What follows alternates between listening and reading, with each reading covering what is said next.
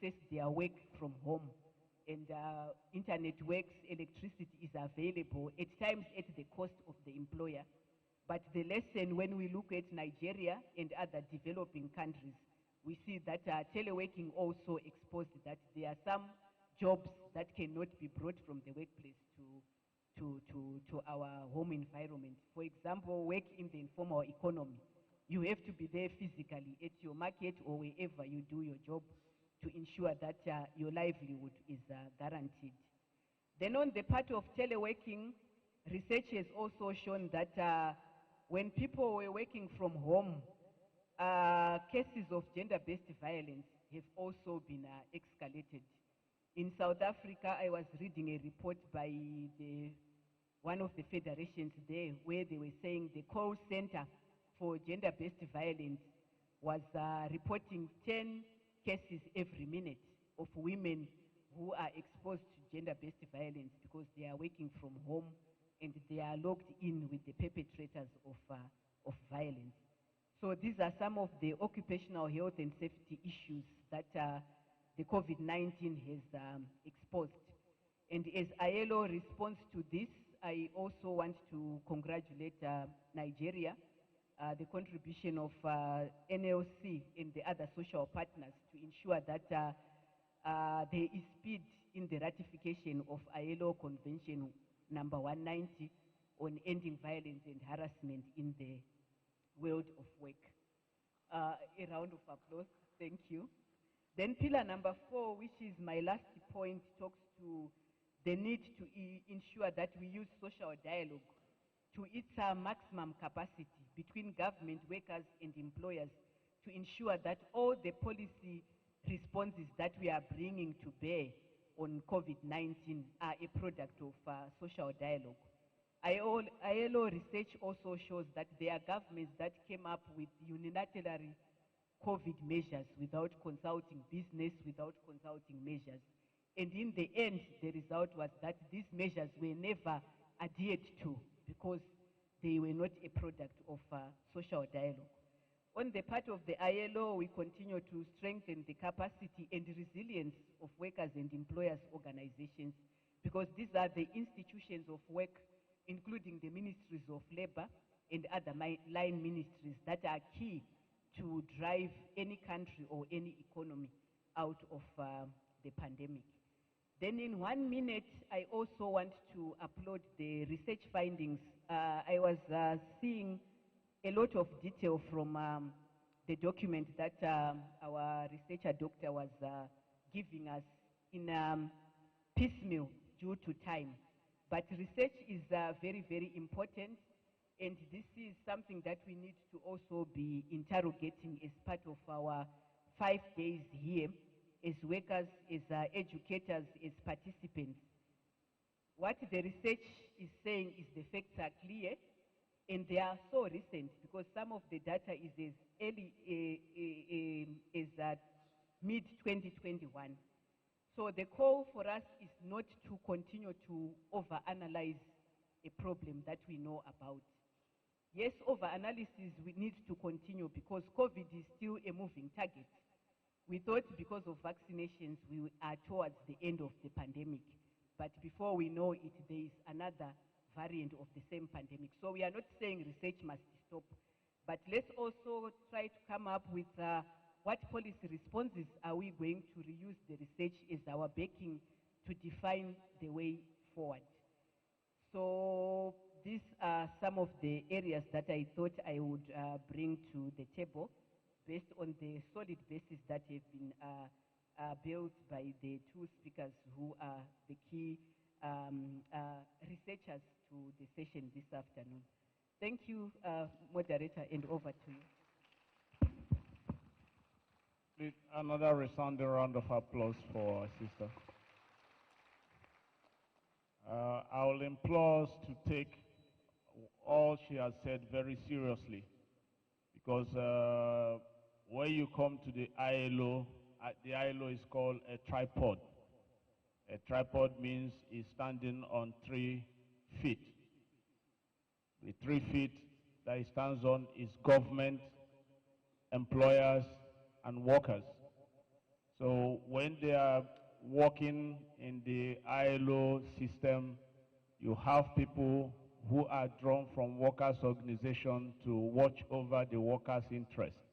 You have those that are drawn from the employers' federations to watch over the employers' interests, and you have those that are drawn from government to watch over the sovereign interest. But in all of these, they always try to get what is called a consensus before they arrive at a conclusion. But your own person will be there, the employer's person will be there, the government person will be there.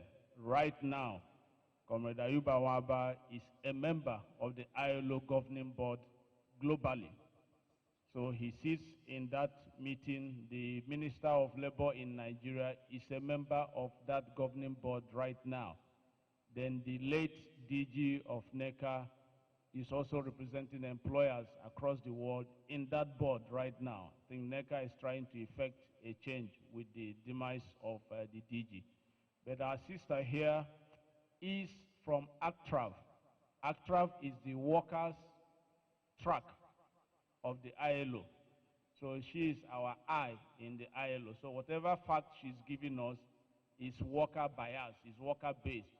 So you take those information very seriously because she has our interest and will therefore give us the facts.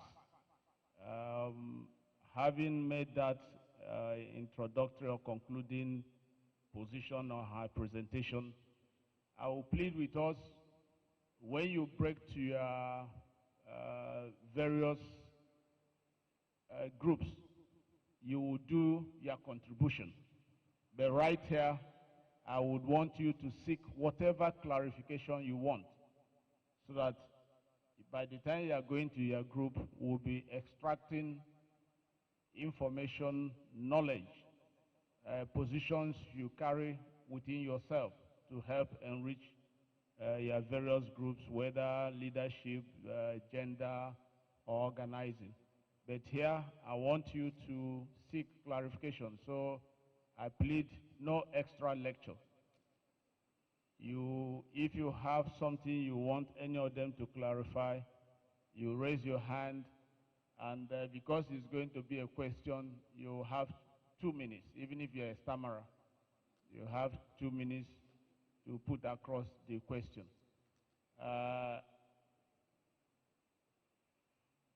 I see international hands up. I see national hands. I hope it's not your phone that is on your ear and you're raising your hand. Bring the other hand down. Let me be sure. You can't be talking on phone and raising your hand. That you've already lost your position. We won't take the information. You were getting it from the air. I will start from him, then Brother Basa from Kenya. I will take you, then finally my offending culprit. So, him. Please. Thank you, comrade. We won't leave this hall, sorry. We won't leave this hall if I don't see a woman's hand up to ask questions. Whether you call that gender bullying, I will accept. But we won't leave here because I've just seen 4 men. I will go out here now and you people will accuse me of excessive male chauvinism. We won't leave here until I see a female participant stand up to ask a question. We'll take you, my brother. Yeah. Thank you, sir. Doctor, when you were, talking, you said about 250 COVID-19 Nigerians. I was expecting you to give us the breakdown on the number of workers among the 250. Thank you. Okay. Yeah, Brother Basa. The mistake made, please you give us your name and your organization. When we are done, we'll pick his later. Thank you so much, my brother. Yes, I am Baras Adams from Kotu, Kenya. Just 2 quick concerns. One, the last one is when my sister Nvelato was giving about the gender violence in South Africa, the statistics, you omitted men. So I'll also be keen to listen to that because like in Kenya, with a lot of gender violence against men because of the COVID situation and the lockdowns, where men were being harassed and some of them thrown out of house and depression came in, some of them killing themselves because they could not fend for their families. So that's a thing I'm keen to listen to it. Then Professor gave us a very long and elaborate analysis of the whole situation. You probably see him being a political and ideological crisis that we are facing. But he came to the last point and then talked about we need, what is the solution? He mentioned about we need a political movement organization. Bearing in mind that this is a socio-economic and political issue, if we just talk about a political movement organization, I'm wondering whether it can work out. Because for years, when I was in the 20s, I was listening to speeches by the then General Secretary of OATU, Brother Hassan Sumunu. He could give a speech of about 4 hours about how the West is undermining Africa and all that kind of stuff. So we have been a continent of complaints, lamentations, all other. We are talking about 60% of the US being vaccinated. Africa, we have less than about 11%. What has it made not possible for even the AU to convene a meeting of researchers to dwell into the issue of developing a vaccine for ourselves? So we are talking about, and if you look at the WHO, WTO, IMF, whatever, the main advisors in this organization are Africans. We have got brains out there. What hinders us? Is it just this political movement organization that hinders us from moving forward? Or is it an issue of just lamenting from generation to generation? Thank you so much. Thank you.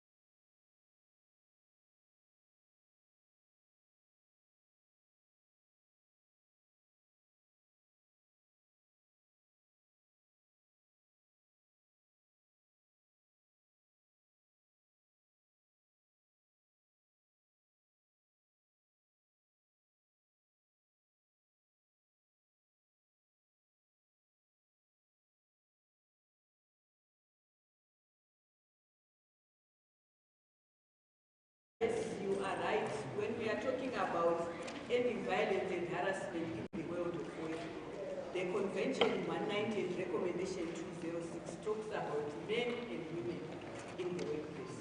Although we tend to be biased towards women, because statistics are also showing that most of the victims are women. And we also have instances of cases where men have suffered from domestic violence, particularly during days of lockdown. But men being men, not so many of them would come to a police station to report so that the matters can be investigated.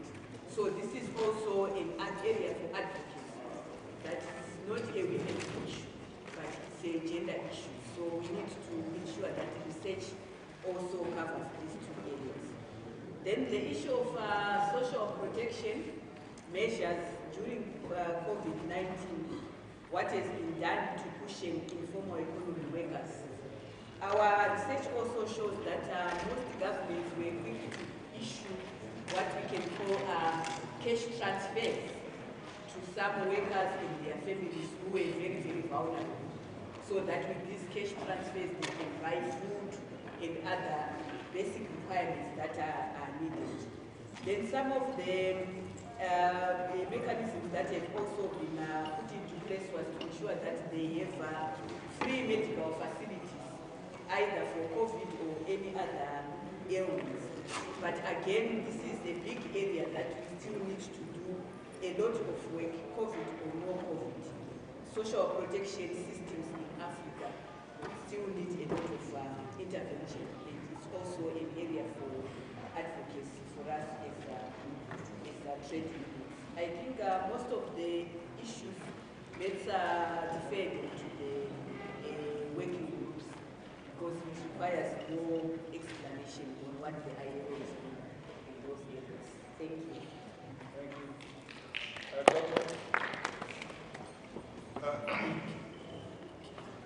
The first question was about disaggregation of the number of workers out of the 250,000 affected, if I get that question right.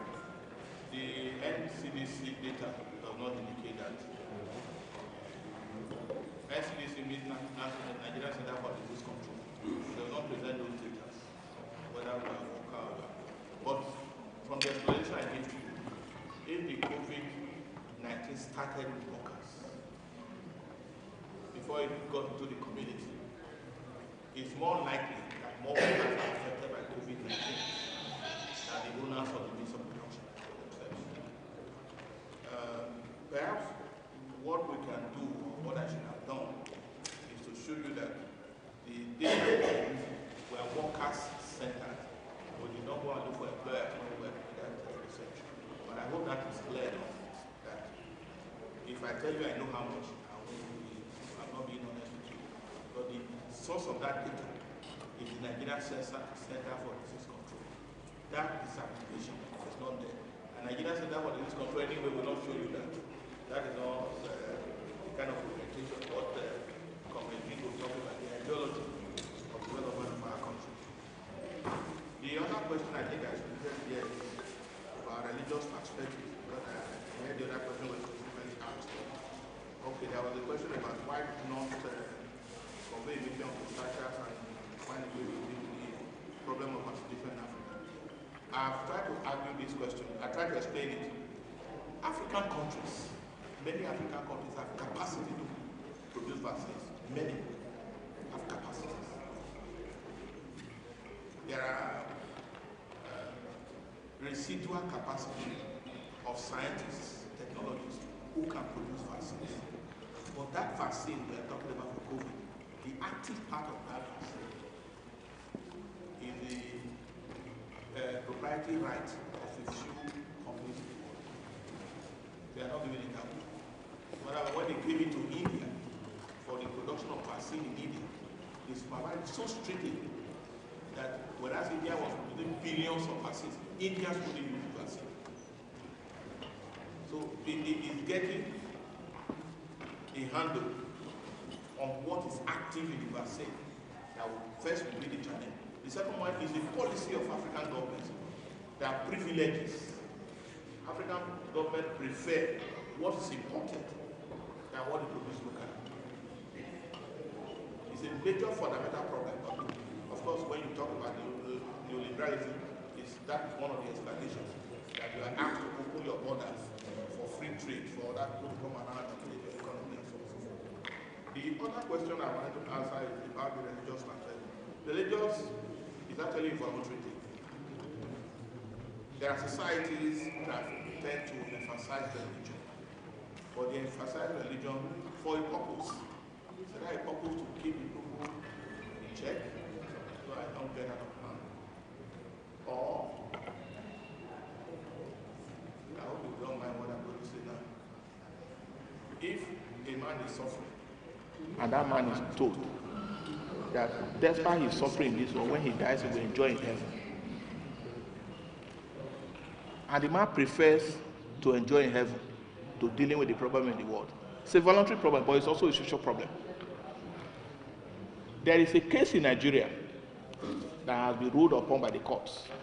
A member of the Jehovah's Witness took a child to the hospital, and the child needed blood transfusion. The family said, the parents said, no, you can't give this child blood transfusion. It's against our religion.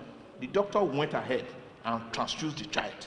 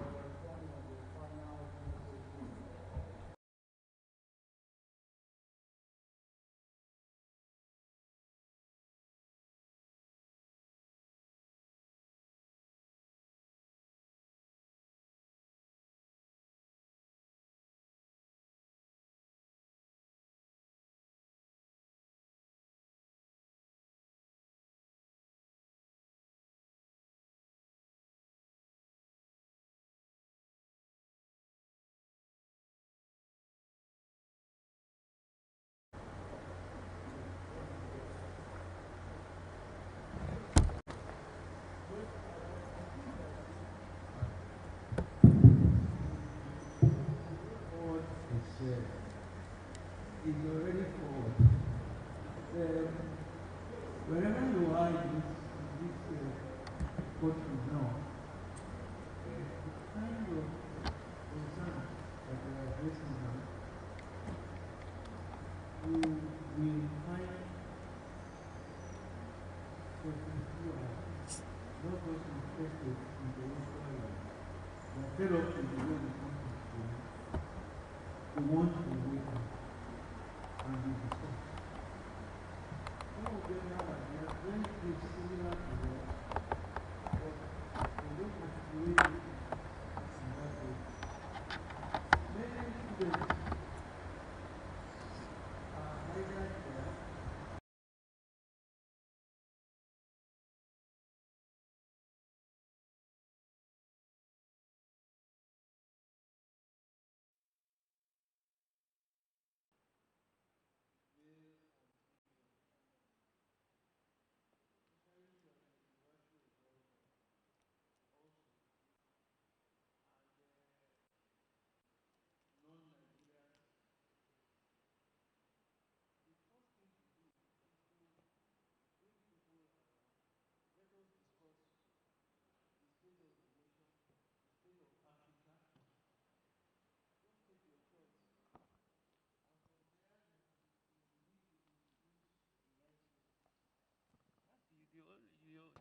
Many of the things that of the people we know who are now out championing these things, they were students with who, how they started was the kinds of things that we are doing right now. And later on, they will not let you sleep until you have held a dialogue with them on these matters. And then they go out and try to form their own groups or join some groups. That's the way that we can go now. There is no ready made thing, but some people will have groups or which are already functioning. Okay, so you need to talk more with people who are involved in these things. I can have we can have a dialogue on it. We have students all over Nigeria who are who are involved in this. We have workers who are involved in it. So you can't lack a group to identify with, to express your view, exchange, and then see how far you can go. I think that's how one would say, join some group that you find agreeable to the way you understand things, and you move forward. Thank you, sir. I will add just a little to what NLC is planning on doing going forward. But before I give that, the final lot falls on my sister. Let's hear your question.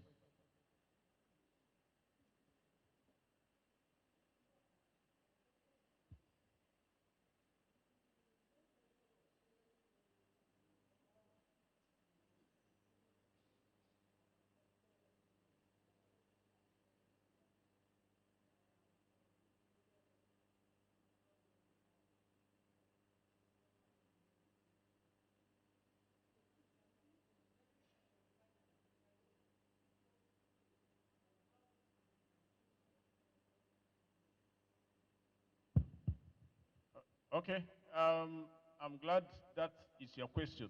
You take it at the group stage because uh, it is what my sister from ILO has been saying all evening. You know, I used to have another joke of a preacher that came from the US speaking English, and he came to Igbo land. Normally they have interpreters for those that are talking about the impact of religion on COVID and all. The man came and kept talking at a crusade during Christmas. 2 hours this man was talking. And the guy that was supposed to interpret and tell the villagers what the man was saying kept looking at him and looking at the villagers. They felt that the village native doctor had hypnotized the interpreter. So when they over-harassed him, he kept his cool. Then the interpreter was, the main preacher was also looking at him. So at the end, they said, can you now tell us what the white man has said? He said that all the man has been saying for 2 hours was that Jesus Christ came from heaven to earth and has gone from earth to heaven, and they're waiting for him to come back. So, and that was the totality of the message. For my sister, they have told us that the greatest impact of COVID-19 was on women. They listed it so much that the man who came from Kenya got upset and said he was aware because in Kenya, women beat men. That is a very known fact. Google it, you will see women flogging men in Kenya. That's why my brother was out to verify why men were not captured in that violent situation. So, for the extra, if you want to find out whether it impacted on the pot of soup at home, you'll find it in your group. But we know that women were thoroughly dealt with during the COVID. Punching bag, some of them were punching bags. Some could not do the petty business they were doing before. And that was why my brother had caught the entrepreneurial bug. But I'm sure when someone like Doctor lectures you, you will throw away that the entrepreneurial crab Because when they don't want to fulfill their obligation to the citizens, they tell you have to become an entrepreneur. Let all of us become government and go home. But when they say pay people, pay workers, you say no, be an entrepreneur, you can work for yourself. But he's busy working and eating our money. You know, so it's a different conversation. But for the totality, the ground norm of what Prof had pushed to us is the direction the NLC is determined to go. And by the first quarter of next year, we'll be having our political direction roundtable to verify where we want to go politically. Because we are tired of begging politicians for minimum wage. We are tired of explaining to them that fuel can be refined in Nigeria. We want to see how we can do it ourselves. And we'll have a clarity. We will not be reinventing the wheel. In South Africa, the trade unions are embedded in government. So you're not going to do anything in that government without reference to the trade unions. We used to think it was a fairy tale. My group was sent to South Africa during my NIPS experience. And when we got there, they were to be addressed by the Nigerian professionals in South Africa. Because they felt everybody was a big man, they didn't know I was a labor leader. We had admirals, air marshals, generals, chairmen of private companies in Nigeria. So when they were addressing us, nobody told them that NLC General Secretary was part of the team. They now said the main problem in South Africa was the trade unions, that they are so strong in South Africa that they determine who becomes minister, what has to be done and what has not to be done, that the government can't take decision without consulting and agreeing with the trade unions. So our fellow brothers from Nigeria, who are professionals in South Africa, engineers, doctors, accountants, felt it was a problem because they were talking to big men in Nigeria who are out to crush everybody. Until the general who led us told them that that one sitting over there with a red cap, because that's when I started disguising with a red cap. He said that one is NLC General Secretary. Then I came and started trying to re-explain what they had said to me. So for us, the way to go is to grab the reins of government. And we have the numbers to do it. So we need to have that conversation that can make us, this thing we are saying can be done, we now know it can be done. And that was why I challenged Comrade Issa in the afternoon to say, now they have given us Michael Imodu. We can't afford to fail because people will be watching. You are saying Michael Imodu has not been training labor leaders. They've not been showing concern for labor. Now it's in our hands. Let's see what we can do. So clearly it's the same thing we are going to do. But for us, nobody will become government person 2023 without reference to the trade unions. It's what we are determined to do. So in the groups, help us do the roadmap. Help us do the implementation strategy. You are nearer. Earlier in the morning, somebody said, is what the labor center can do. There is no labor center without the trade union. There is no trade union without the worker. So it's not about the center. Starting from Comrade Adams, you would have realized that Comrade Adams, Ayuba is tall and big, so you can see him. But it's not by size. So what we have, what drives the movement is the number. It's us. And the enlightenment will carry. So let's go back and educate our people that we are going to go for the jugular. We are tired of sitting to beg them to pay salaries.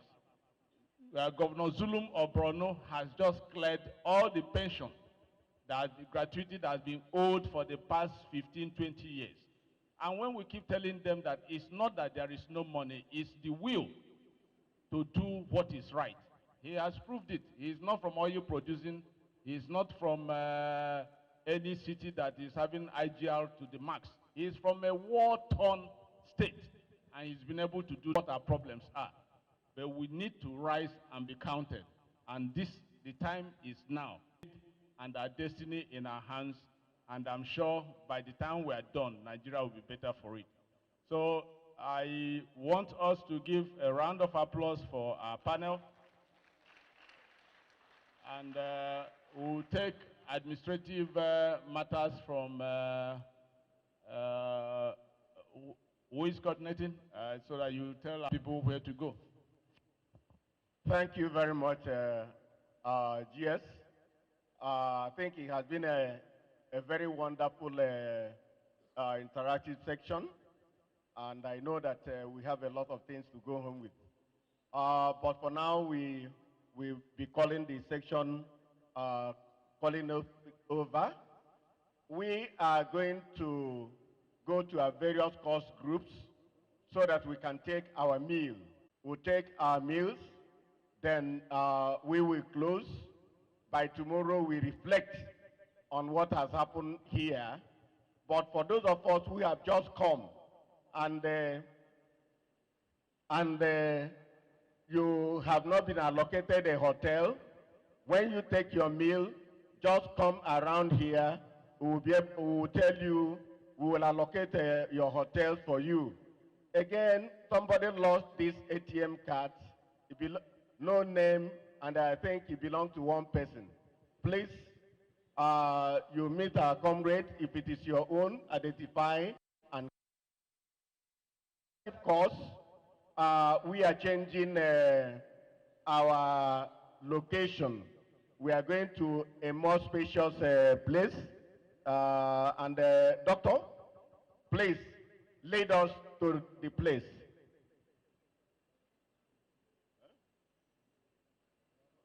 On food, we have tickets, meal tickets. It will be given to you at your course group in your various classes. Please, doctor, take us to the new leadership course, please. Please. Gender is still here. Gender is here. Organizers the other side, leadership the other side. Follow doc. Leadership this way. We are relocating leadership. Organizer the other side. Just join the same way where leadership is. It's only gender that is still where they had their tea in the morning.